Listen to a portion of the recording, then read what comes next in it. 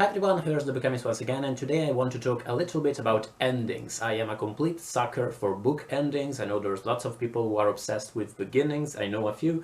I completely love endings. I won't go as far as to say that they change my perception of a book, but they actually influence the whole reading experience significantly.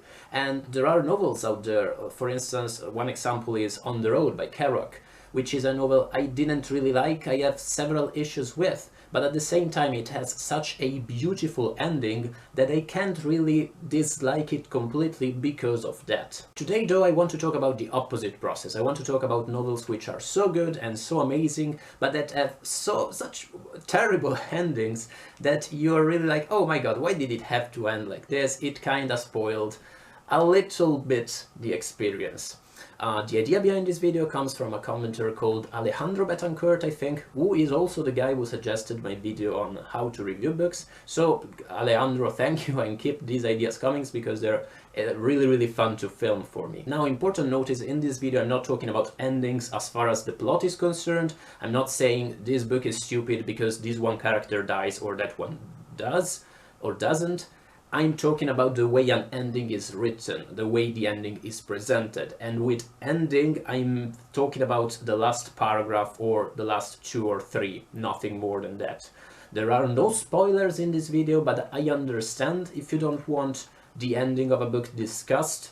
So in the description box there's a list of the books mentioned in this video. If you don't want your experience to be in any way altered, don't watch the video if you're interested in these books, but again, I'm not going to spoil you any of the plot, especially not the ending of any of these books. Here we go, number 5 is Pride and Prejudice by Jane Austen, which is a book I liked the first time I read it, but I thought it had really a ridiculous ending, like other 18th, early 19th century novels. It has this kind of ending that looks like the writer simply got tired of writing and was like, oh well, and then other things happened, stop. It really feels like really sloppy and really oh yeah, I didn't want to finish that shit and so I just stopped writing.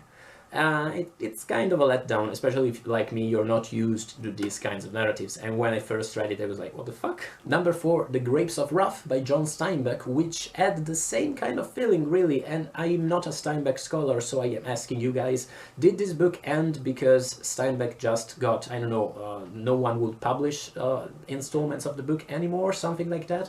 Because to me it really felt like that. I read it ages ago, so I remember it not 100% clearly, but I remember that it ends with a scene in which a character, a girl, breastfeeds another character, an adult one, and I remember I was like, oh okay, this is weird.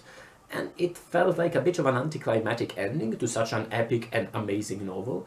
To me, it should have ended 1 or 2 chapters before that, when that one terrible things happened. That would have been a much stronger ending. Number 3, Underworld. And I wouldn't discuss this book in a video like this, because Underworld, especially if you study contemporary American fiction, is a bit like the Bible, except that lots of people criticize the Bible nowadays. No one criticizes Underworld. And for good reasons. But recently I attended a seminar, like last year, I attended a seminar about books like this, and other people shared my same idea, my same feelings about the beginning of the ending of the book. I'm not talking about even, not really the last paragraph, because the last paragraph is amazingly lyrical and beautiful, and it's a good closure to the book. But the very last word, the fact that it ends focusing on that last word, that specific one, after such a dreadful novel on Americans' 20th century, on world, nuclear annihilation, destruction, all these terrible things, it felt a bit weak. Maybe it's just because after having written such an epic story with such a scope, it wasn't really possible to give it an epic ending, and that was the most elegant way DeLillo could come up with to end the novel. It might just be that DeLillo wanted to contrast all these horrible things with a single symbol and piece of what you read at the end of the book.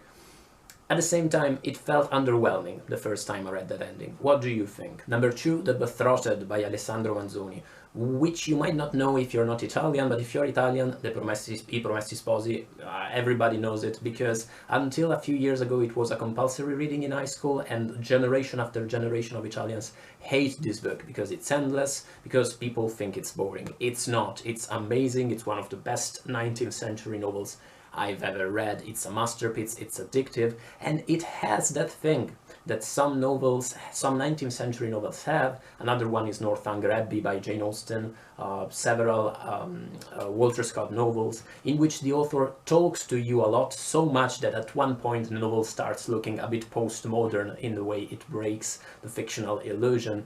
And there, I shit you not, there is a passage in this book at the end of one chapter in which the author tells you, listen, this is a historical novel. The next chapter is going to be full of historical details. It's not going to further the plot. If you're not interested in that, you can skip the chapter and go on with the plot. And that's amazing. And I was like, oh my God, Manzoni, I love you so much. I'm going to read the chapter just to make you happy since you said that to me. And that's, by the way, it's a narrative device which Douglas Adams would use in the Hitchhiker's Guide to the Galaxy series. At one point he says, if you're interested in the story of the robot, go to the end of this one installment in the series. And Manzoni did that before it was cool. At the same time, that same technique, that same breaking of the illusion, ends the novel in the worst possible way, because at the end of the novel, after all the events have completed and all this epic story is over, he basically tells you, and this was the story of Renzo and Lucia, the main characters of the book. I hope you liked it. If you didn't, I'm sorry. I tried to make it so that you would like it. Okay, Manzoni, you overdid that. Too much of a good thing. Like, it was completely useless. I love the book. You ruined it with that remark. And a similar instance happens in the #1 book in this chart, which is the Don Quixote by Miguel Cervantes, which is one of my favorite novels, one of the best novels in history, but it ends in such a terrible way, because basically at the time, as I understand it, there were many imitations of the Don Quixote after the first part of the novel came out, and many apocryphal versions of the story, and so Cervantes wanted to make sure that people knew that what they were reading was the real story, and so the plot ends, the narrative ends, and the last paragraphs of the book basically tell you, and this is the way the story ends. And no one else can claim that it ends differently, and this is it, and no one else can steal it from me. Nya, nya, nya. It's really a childish way of ending such an epic and clever and intelligent and wonderful and emotional story. And yeah, it felt really odd and off to me. That's it though. What are your not really your favorite endings? I'm not interested in those. What are the endings you feel are completely wrong and not really, maybe they don't ruin the book, but still they could have easily been better presented? Let me know in the comments below. Thank you so much for watching once again, guys. Do let me know if you have ideas about videos, because I don't, it's not like I don't, but I am always open to suggestions. I will see you in the next one. Bye, guys. Also, I don't have many ideas for videos. Bye, guys.